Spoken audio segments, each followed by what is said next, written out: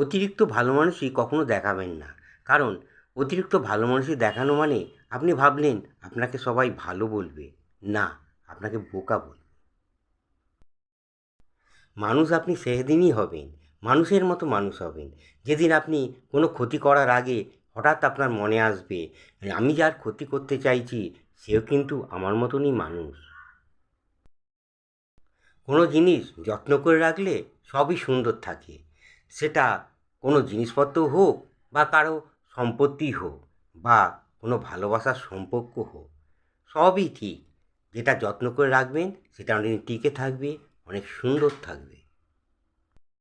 ভূমির মালিক যখন তখন ভূমিকম্প দিয়ে বুঝিয়ে দেয়, তোমরা একটা গদি নিয়ে নিজেদের মধ্যে যত মারামারি খুনোখুনি করো না কেন, এর মালিক আমি যখন তখন ধ্বংস করে দিতে পারি।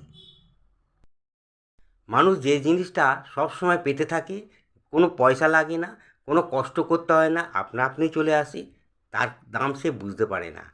যখন কোনো জিনিস তার হুট করে তার কাছে চলে আসে, তখন সেটাকে সে সেরা মনে করে।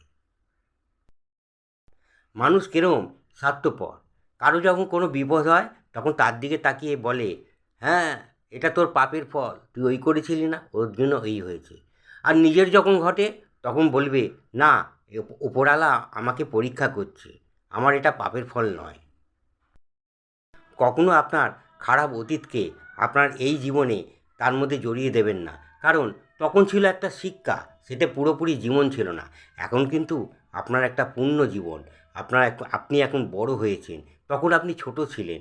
আপনার জীবনে ঘটতেই পারে, কিন্তু তার সাথে এই এখনকার জীবন, যখন আপনি বড় হয়ে গেছেন, পূর্ণ বয়স্ক হয়ে গেছেন, তার মধ্যে জড়িয়ে দেবেন না।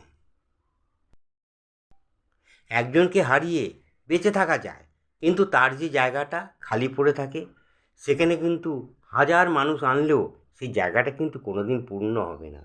সে খালি, যতই আসুক না কেন, সেটাকে খালিই মনে হবে। একদিন মনকে জিজ্ঞেস করলাম, তোমার আপন কেউ যখন চলে যাবে তখন তুমি কী করবে? তখন সেই মন বলল, আরে, যে আপন সে কখনো আমার কাছে ছেড়ে চলে যাবে না। আর যে যে চলে যাবে, ছেড়ে চলে যাবে, সে কখনো আমার আপন ছিল না। এই পৃথিবীতে সবথেকে শক্তিশালী মানুষ সে, যে অনেক কিছু হারিয়ে রাত্রেবেলায় কাঁদে এবং সকালবেলা উঠে সকলের সামনে এত সুন্দর আচরণ করে, এত সুন্দর হাসি মুখে সকলের সঙ্গে কথা বলে, সে বুঝতেই যায় না যে তার বুকে অনেক ব্যথা আছে। একজন আমাকে বলল, আমার বুকে প্রচণ্ড কষ্ট। তখন আমি বললাম, তোমার এই কষ্টটা কিসের? কেন প্রচণ্ড কষ্ট? তখন সে বলল, আমি হৃদয় উজাড় করে একজনকে ভালোবেসেছিলাম, কিন্তু তার বিনিময়ে সে আমাকে শুধু অবহেলায় দিয়ে গেছে। তারপরেই আমার এই বুকে প্রচণ্ড কষ্ট। আপনার নিজের মনটাকে প্রদীপের মতো করুন, আপনি ভালো থাকবেন এবং সুখী থাকবেন।